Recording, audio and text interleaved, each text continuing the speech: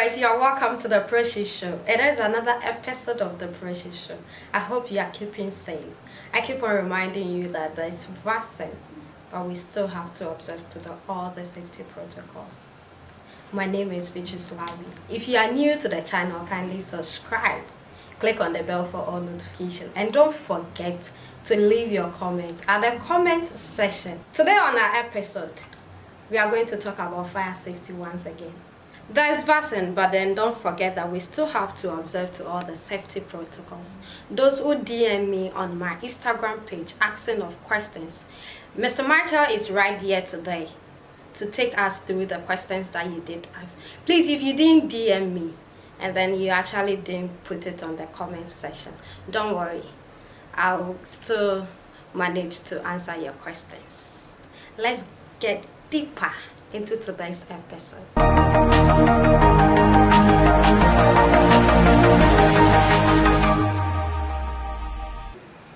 My viewers, like I said earlier on, Mr. Michael Tete is here to answer our questions, to actually explain certain things that we'll ask him along the line.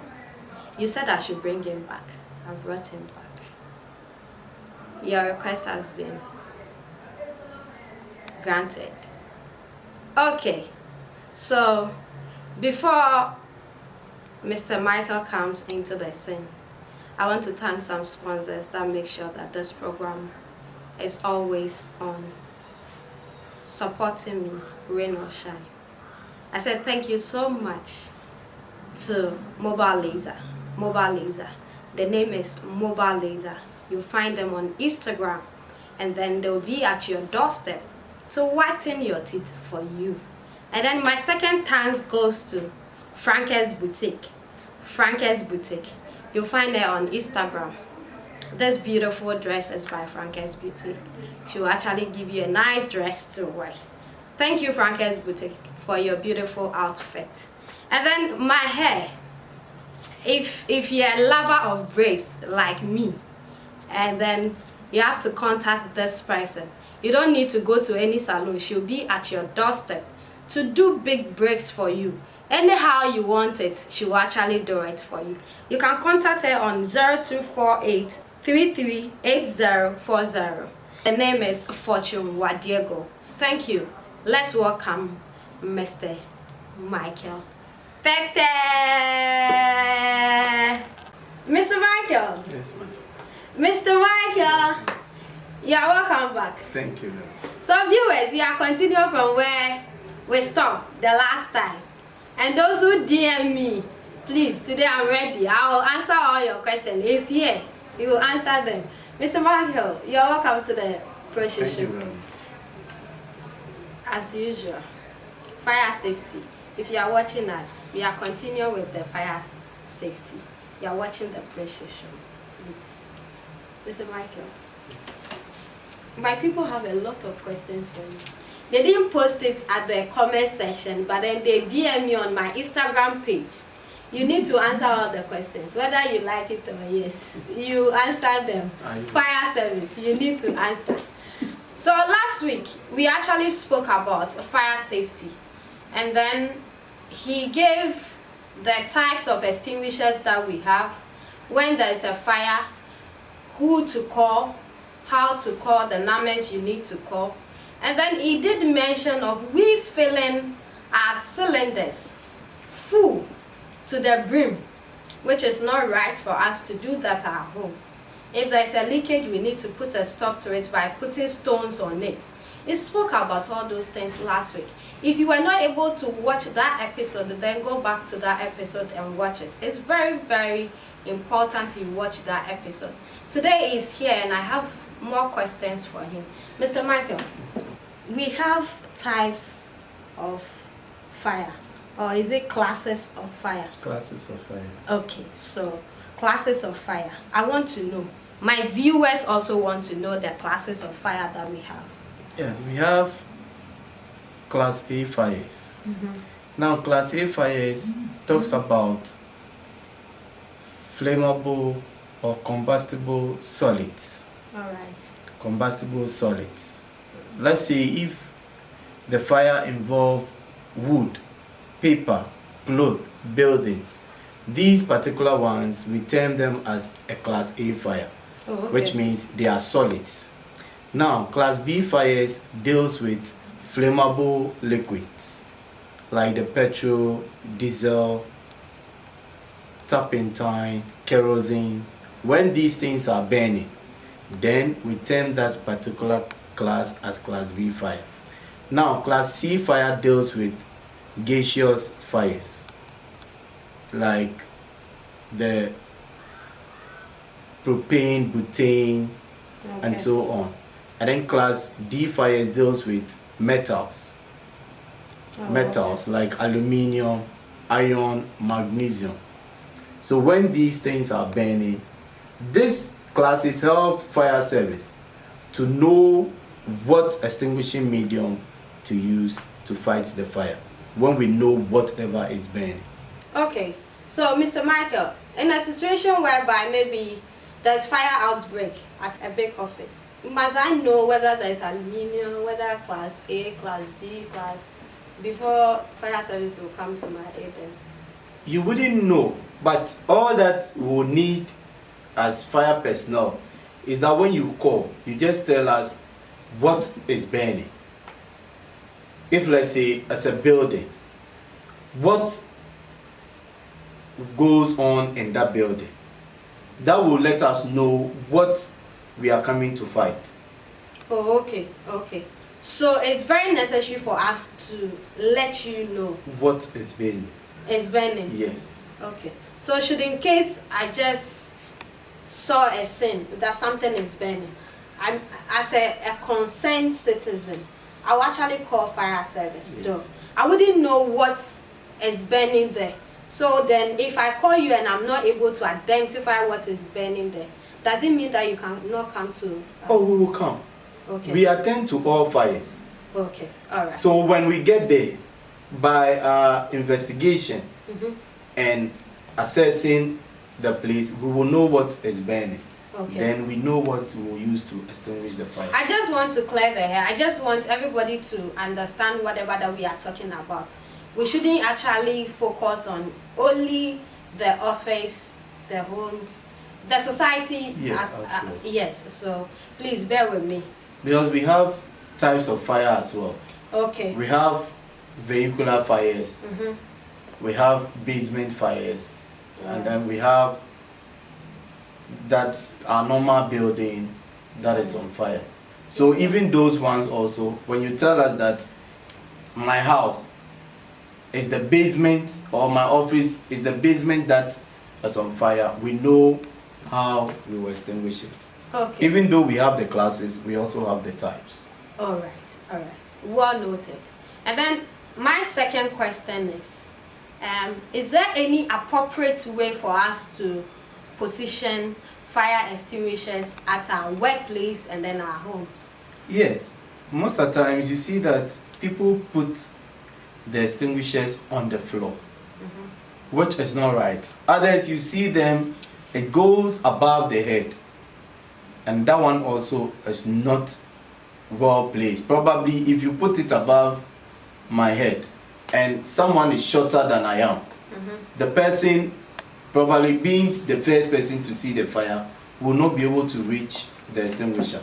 So normally the extinguisher should be at the waist level so that anybody at all can have access to it. Okay, short people like us can. Yes, it should hang. Let me say it should hang, but probably at the waist level. And most of the times, it should be positioned behind the exits. Okay. Behind the exits. So that immediately you see the fire, you can just go out and get it. Okay. And if it's in our car, if we are using vehicles, it should be beneath the driver's seat. Okay. Not in our boot. Okay. So this is the way and manner we can position the extinguishers at exits. And it should have a distance where you position each extinguisher. If you have about 3, it should be like probably 2 meters away from each other. where you can get access to it easily in case of emergency. Oh, all right. Okay. All right. So chaining them. You see, there are people that chain it. Yes, chaining. You see, because of, let's say, third owners. Let me use that word, third owners. Okay. That is why we chain our extinguishers. But we shouldn't chain them. We should let it be. So that probably if you are not in the office or you are not at home, if there is any outbreak, either in your house or in the office, someone can get access to it. But if you chain them, getting access to it will be very difficult. So you should let it hang and then it will be there. So the hanging, that is what I want to get it clear. Is it that you hook it? How? Yes. Now we have a hook that you nail to the wall. Okay. And then this side of the extinguisher will just be placed on that hook. So it will just hang in that portion. Okay. So viewers, let's avoid chaining them. Don't chain your extinguishers. Let them be free so that you'll be able to fight the fire. And then if you are home too, nobody will come and steal it. Please don't chain it. Kindly hook them so that they'll feel free. Anytime there's fire, you'll be able to take it. And then you use your method, that is pass, to fight the fire. This is a question from last week's episode. So someone is asking that why is it that fire personnel go to the scene without water? This question, sometimes when we are being asked, it sometimes looks funny. It's not funny, they are serious. How can it look funny? There is no logic in this question. Probably, let's say we go to the fire scene without water. It's not logic that someone will call you, a distress call will come saying that there is a fire outbreak here. Then you move a tender, and then when you get there, you tell that person there is no water. It's no logic. Now, our appliances, that is our tenders, cannot leave the stations to a fire scene without water. Even our sports tenders that are at the stations contains water. How much more you are being called to go and fight fire without then you get there and tell the public there is no water. So why did you go? Now, every morning before we report to work, we do check these things at the station. We check the water level, the fuel gauge, every equipment in the appliance, so that in case of emergency we are already ready. So we don't leave the station to go to the fire scene without water.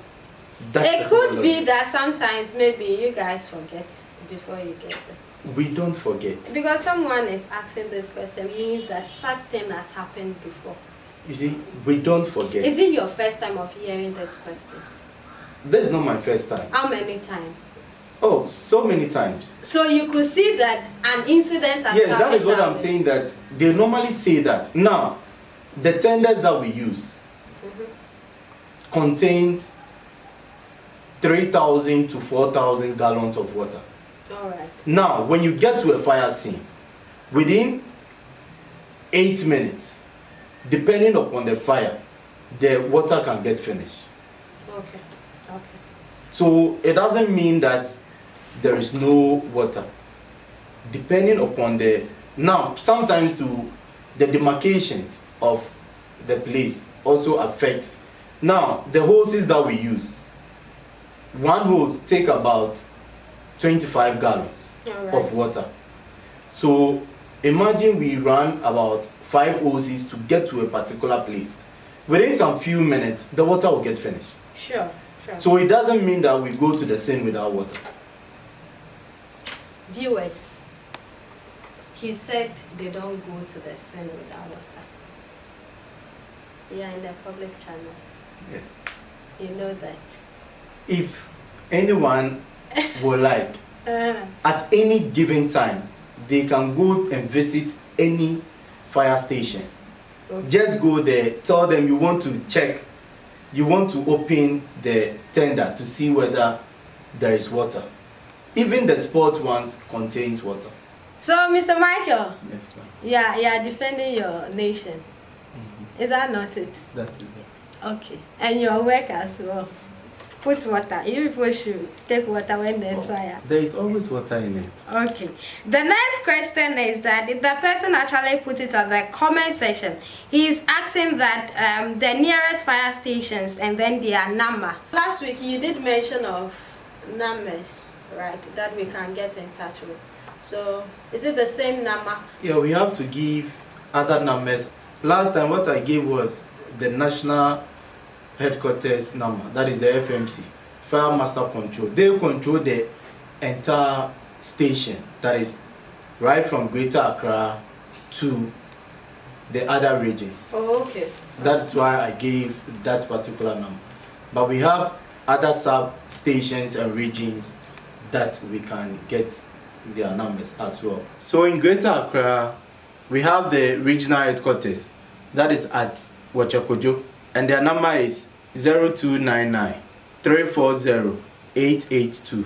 Okay. That is for the Greater Accra regional headquarters. Then we have one at Makola, that is Accra City, and their number is 0302 666 576. Okay. 0302 666 577, and then 0302 666 578. That is for Alpha, that is Accra City. And then we have one at Dansoman Fire Station, 0299 340 596. That is for Dansoman. And then Wager, 0299 340 882.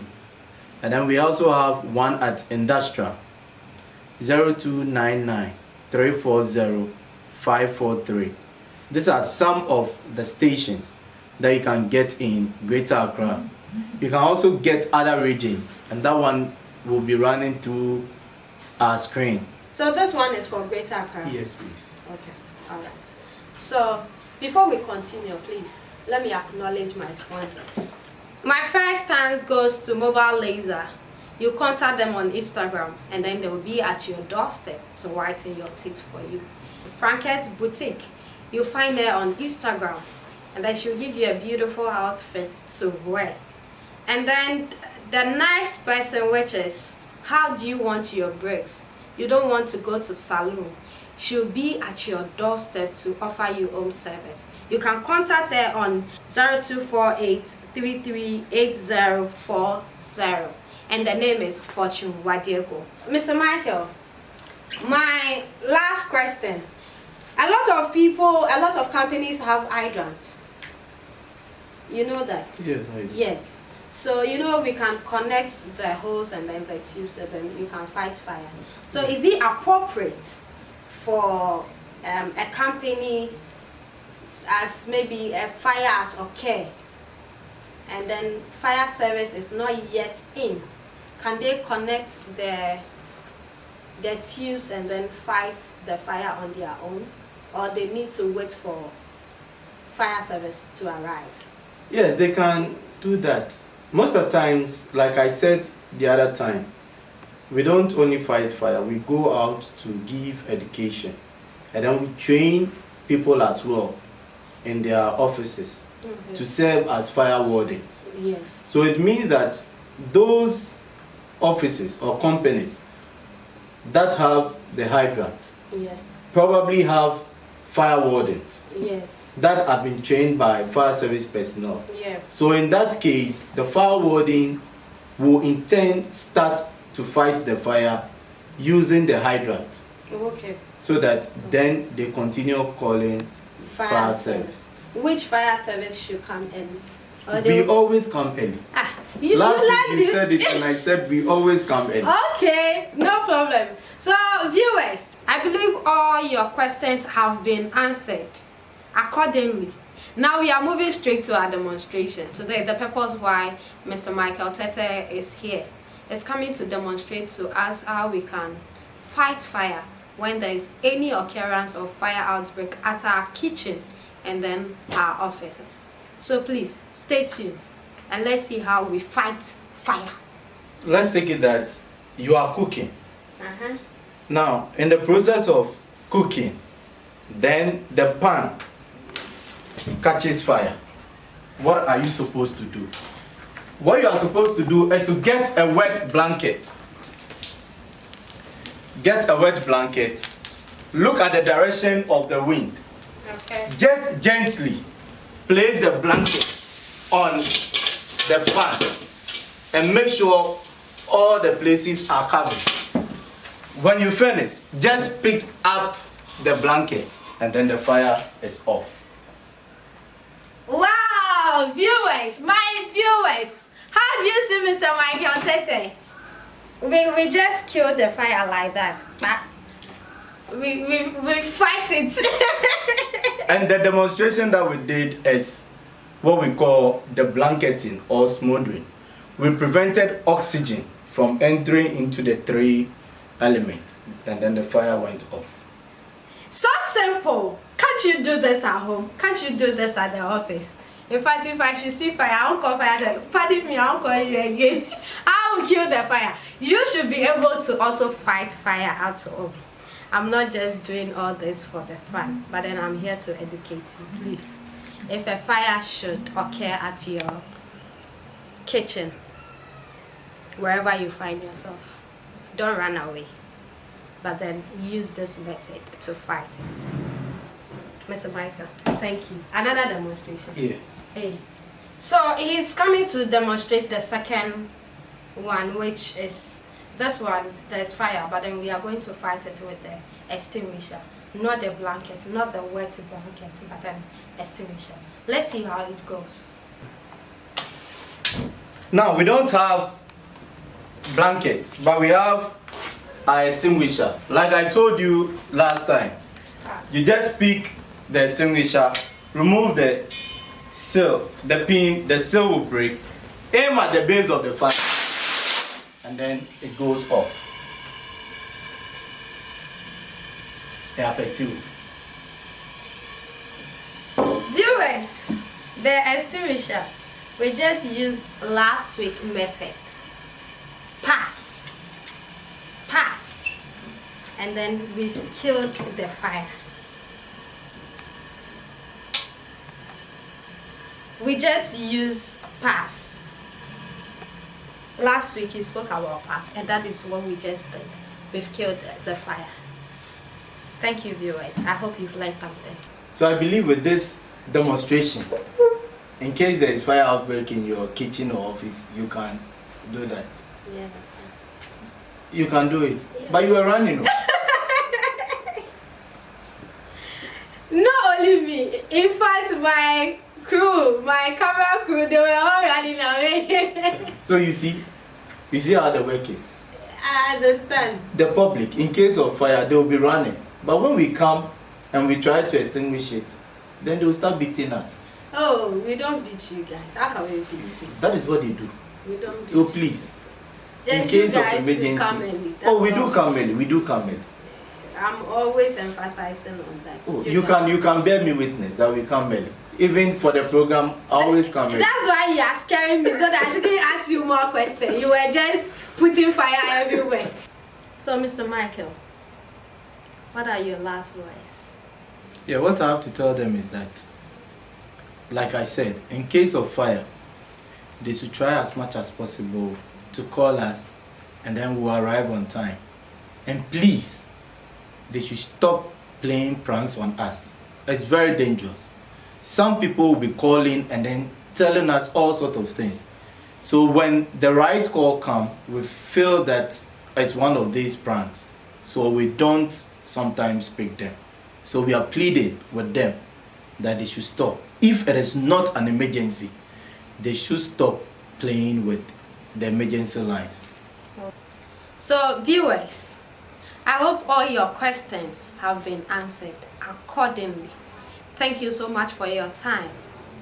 Let's meet the same time every Wednesday, 7 p.m.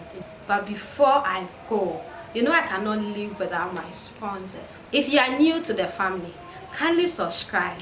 Click on the bell for all notifications. Don't forget to leave your comments at the comment section. You can ask questions at the comment section as well. Mr. Michael can come back to the show again to come and answer all those questions. I cannot live without my sponsors. God bless everybody who is sponsoring this show. May God bless you. So my first thanks goes to Fortune Wadiego, courtesy of Fortune Wadiego, for these beautiful bricks. Are you a lover of bricks like I am? Then you don't need to go to salon. You just have to call her and then she'll be at your doorstep to braid your hair nicely for you. You can contact her on 0248338040. My second thanks goes to Frances Boutique. How am I looking? Very beautiful. This outfit is by Frances Boutique. You contact her on Instagram and then she'll give you a nice beautiful dress to wear. Today, Christy's makeover. Christy is not available. I did my own makeup because Christy is out of town. I told you should go for the class. If you are not able to go, I did my own makeup. I didn't call anybody. You get it. But we can't forget that Christy is sponsoring the program. So Christy's makeover, you contact her on Instagram and then she'll come over to do a nice makeup for you. My third thanks goes to Mobile Laser. My own people, Mobile Laser. When you Action. Of course, I cannot live without my sponsors. And then my first thanks goes to Fortune Wadiego for these beautiful bricks. How do you want your braids? Is it cornrow? Is it rasta? The way you want it. Don't go to the salon, just call on her and then she'll be at your doorstep to braid for you. So you can contact her on 0248338040. 0248338040. Viewers, on that note, that brings us to the end of the Precious Show. Thank you for your time. Remember, the name is so simple. Bitches Labby. Remember to live safe, you think safe, and work safe. Bye.